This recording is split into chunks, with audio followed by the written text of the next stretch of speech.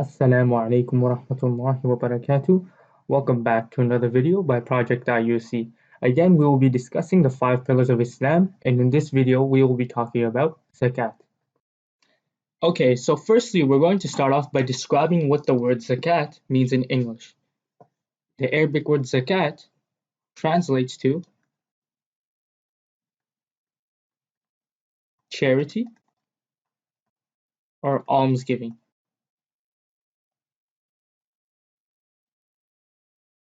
You see, this is a payment that's made annually under Islamic law, and this is made on certain properties used for charitable and religious purposes.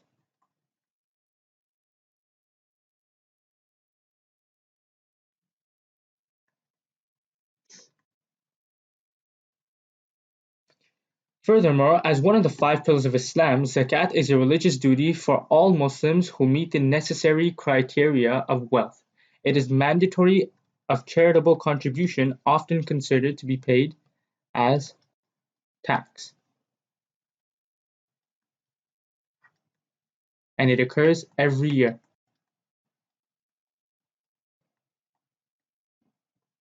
See, Zakat is based on income and the value of one or all of possessions that a Muslim has. It's customarily 2.5% or 1 out of 40 of a Muslim's total earnings,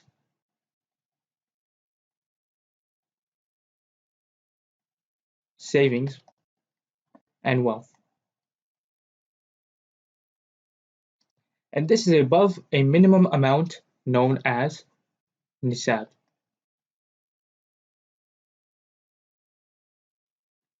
So anybody who's paying zakat has to have an amount over this to be eligible to pay zakat. Now we're going to describe how much the amount of nisab is, which differs amongst the scholars of Islam, but a unanimous decision says that there is about 3 ounces or 87.48 grams of gold, which is equivalent to $5,672, or 21 ounces, 612.36 grams of silver, which is equivalent to $465.40.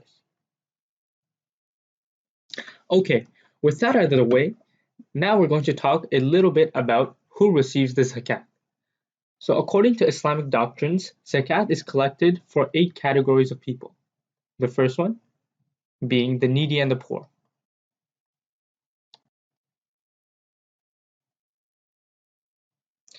And these are people who cannot sustain themselves, who are low income and don't have the basic necessities for everyday survival.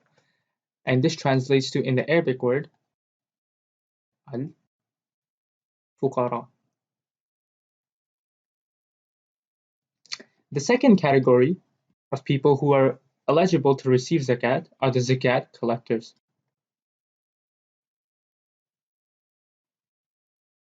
Now, the zakat collectors are individuals who administrate to collect zakat. For instance, this could be charities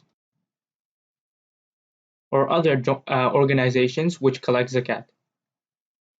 The third category are those Muslims who newly have converted or reverted to Islam. So these are the people who have just become new Muslims. The fourth category are those to be freed from slavery. So any slaves in the world who are oppressed are eligible to receive zakat. And if there's a price to free them, zakat can be paid to free that price. If a Muslim is kidnapped, his ransom money can be paid with the zakat. This all falls under the category of slavery. The fifth category are those who are in debt.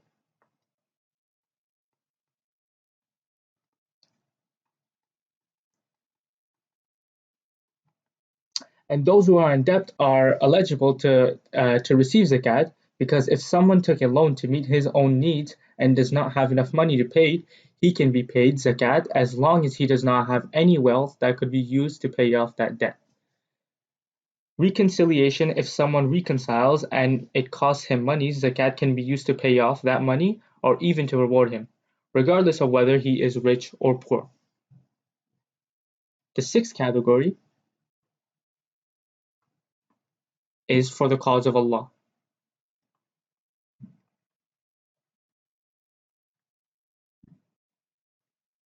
And this means the jihad, or those going to war in the cause of Allah, which we will explain, inshallah ta'ala, in another video. The seventh category who are eligible to receive zakat are those who benefit the stranded travelers.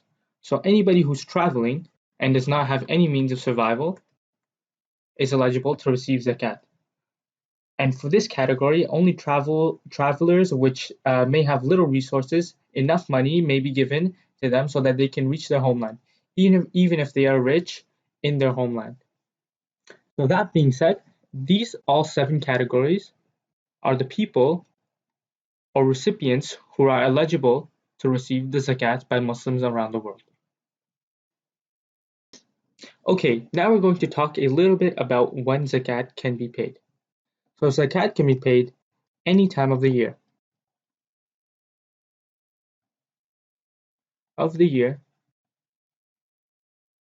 That your nisab is met, as mentioned before, in the gold to silver converted to dollars ratio. Muslims should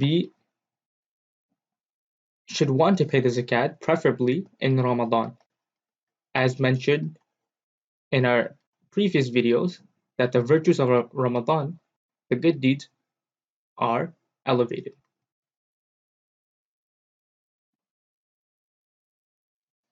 So zakat is paid on your wealth or net assets.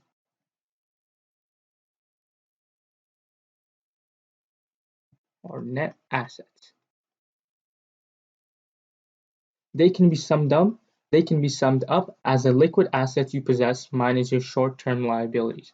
So your liquid assets minus your short-term liabilities, which will give you your zakat. So you exclude the assets you use for everyday life. For example, you have other primary residence like your cars, your homes, clothing, business equipment. So clothing, homes, cars, or any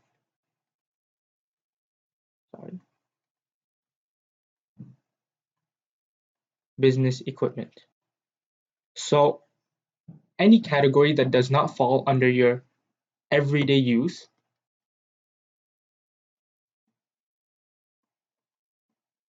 or mandatory assets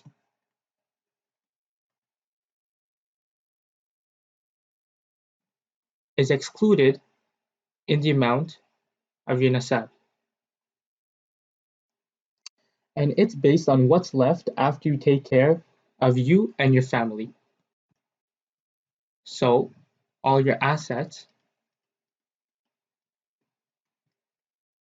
that you don't need for any good necessities such as food and water,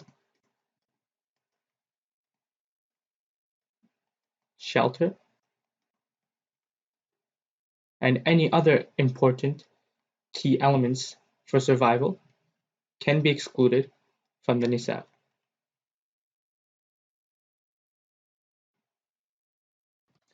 Okay, now let's move on to what zakat is paid on. So zakat is paid on your assets. The first one it can be paid on is the cash in the bank and home. So any cash that you own in the bank or at your home. The second is cash saved for any special purposes. So any special purposes, and these can include weddings, Hajj, car purchases, and much more. The next asset that it can be paid on is the value of the gold and silver that you possess.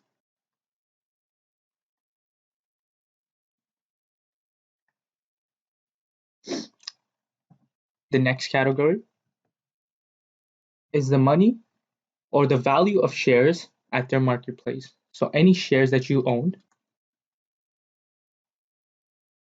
in any businesses, the shares of their market price.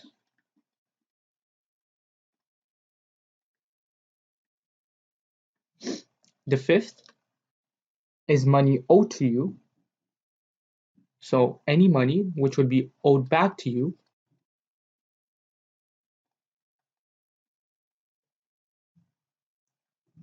which is highly likely to be repaid. So again, any money that's owed to you that there is certainty that you're going to receive back.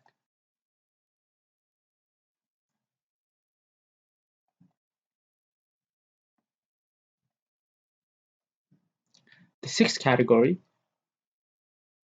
is if you own a business,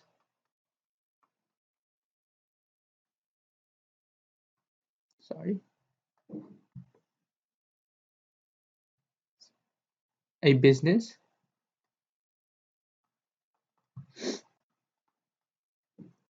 and the balance sheet or value of the stock that you possess in that business.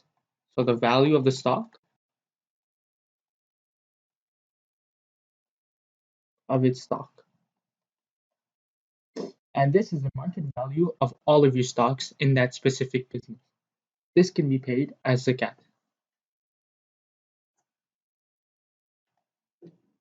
The last category that zakat can be paid on, excuse me, that's supposed to be a 7. This is the properties that you own. So any property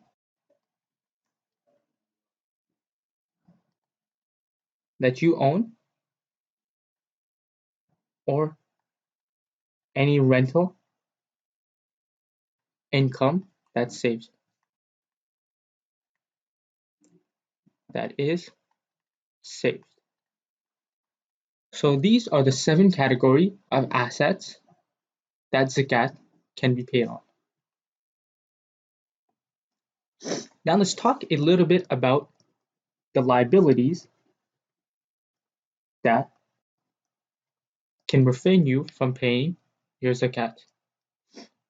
So these liabilities that can be deducted from your nisab to pay zakat are the money you owe to others, so any money that you're in debt,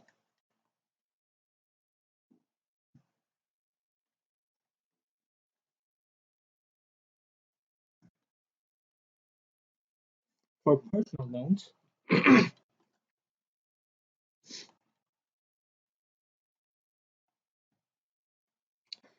from the bank or any friends. So again, any debt that you owe anybody, such as banks or friends and family.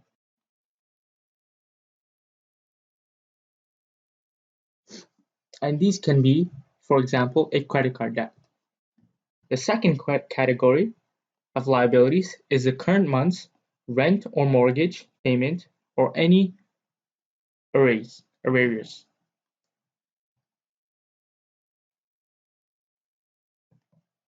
So any rent or mortgage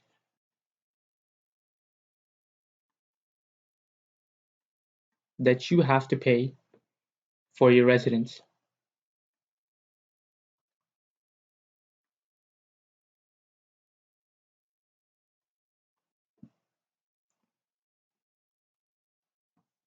The third category of liabilities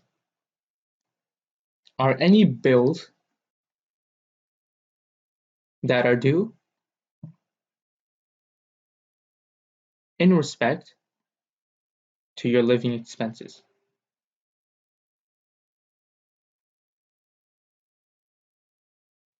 And these can include water bills, heating, and many more. Another category of liabilities that are deducted from your nisab are if you own a business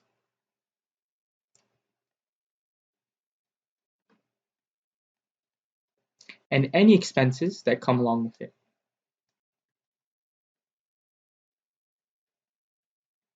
And again, these can include any rent, rates, salaries that you have to pay to employees, utility bills,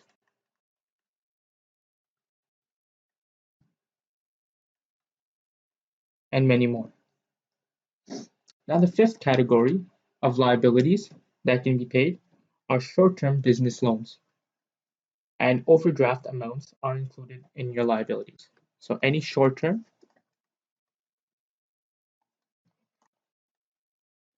business loans taken from the bank or friends.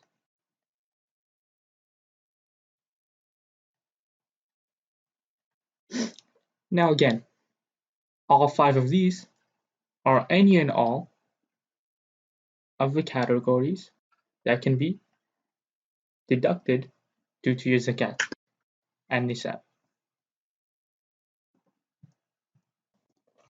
Okay, now we're going to discuss a little bit about how to calculate your wealth slash net assets. So your wealth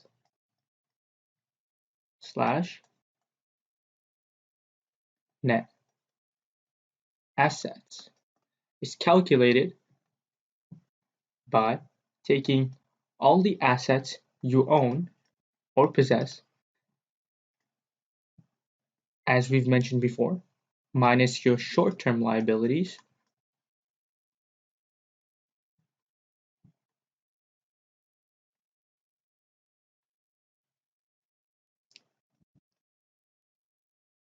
which equals your current wealth that you own. Now, this is the general formula to calculate how much wealth you possess and taking that number to find how much zakat you owe. So again, your assets minus your short-term liability, which gives you your total wealth. All right, now we're going to discuss a few examples of whether zakat should be paid or not. Now, from this first example, it states that a person has 14,000 worth of assets and 11,000 worth of liabilities. So should this person be able to pay zakat? And if so, how much? So firstly, we can deduce that his assets are equal to 14,000 and his liabilities or short-term liabilities are equal to 11,000. Now, to see if this person should calculate zakat or not, we need to find out if his assets exceed the value of the nisab. His wealth exceeds the value of the nisab. And just a disclaimer, we're going to be looking at the nisab of the silver as agreed upon by many of the scholars because it is less, and this way it allows for more people to pay zakat and to help feed the poor and give to the poor. So we're going to use the nisab of silver, which is equivalent to $465.40. So we have 14,000 minus the 11,000, and again, this is assets minus short-term liabilities, which gives you your wealth, and this person's wealth turns out to 3,000. And as we can see, the value of his wealth exceeds $465.40. So this person is eligible to pay zakat. So, as we know, this person's wealth is equivalent to $3,000, as found in the formula stated previously. And to find out how much this zakat this person needs to pay, again, we multiply this by the 2.5% mandatory amount that every Muslim has to pay. So the zakat will equal his wealth times 2.5%. And this will be 3,000 times 0.025, which will give us $75. So now we can conclude that this person does pay zakat, and the amount he pays will be $75.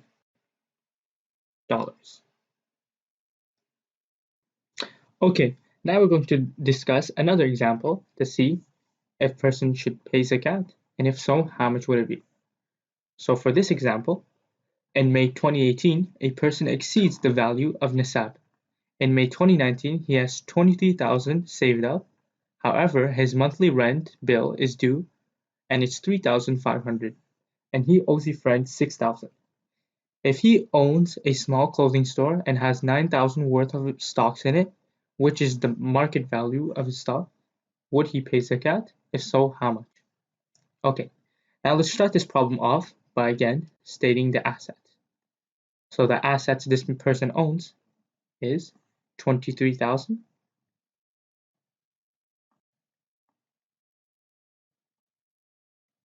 as well as the 9,000 of stocks that he owns.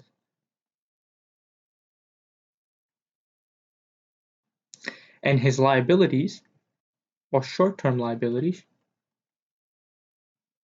can be equated to 3,500 for his rent and bills, as well as the 6,000 that he is in debt. And again, all of these categories respect the assets and the liabilities as mentioned before. So, to find out what his wealth is, we're going to, first of all, add up his assets. So, it's the 23,000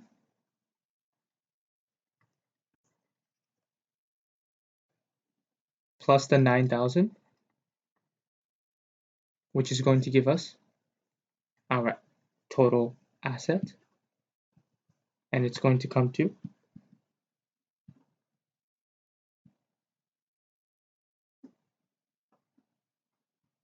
32,000. So his total assets are 32,000. And his total liabilities are going to be the 6,000 from the debt that he owes and the 3,500 in bills. And that's going to equal to 9,500. So again, we're going to take the formula, his total assets minus the short-term liability. It's going to be equals his wealth. It's going to be 32,000 minus the 9,500, which is going to equal 2,200, sorry, 2,200, $22,500. And again, this amount exceeds the limit that we're using for our nisab, which is of silver, $465.40.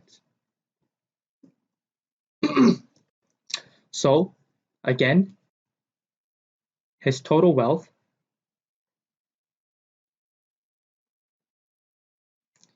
is equal to $22,500, and it exceeds the amount of 465.40 silver in nisab.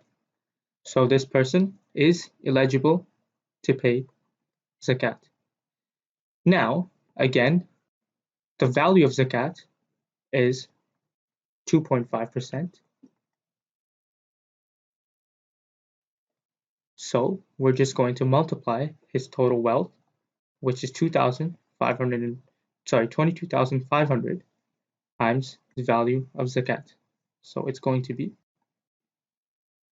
22,500 times 0.025, which is going to give us $562.50.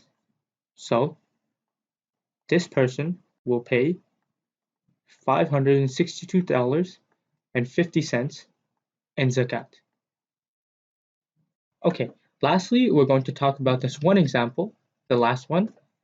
And in this example, we're going to allow you all to do it yourselves. So, on April 14th, 2018, a person exceeds the value of nisab. On April 11th, 2019, he has 13,000 saved up. However, this month rent is due and it's 1,500. He also owns a small fast food restaurant that needs to pay his employees approximately 4,000 and an additional 3,500 for the shop's rent.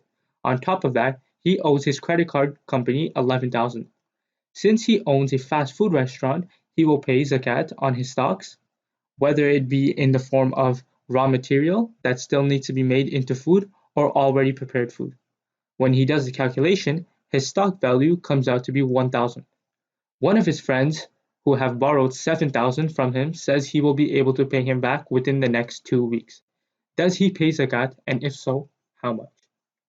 So again, we will allow all of you guys to take this example and do it yourself and answer these questions.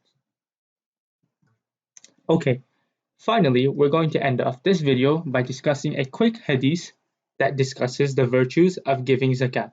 So it says, Allah wipes away the minor sins by way of it, as the Prophet ﷺ said, giving charity wipes away sins just as water extinguishes fire. The word charity, sadaqah, here refers to the zakat as well as the charity.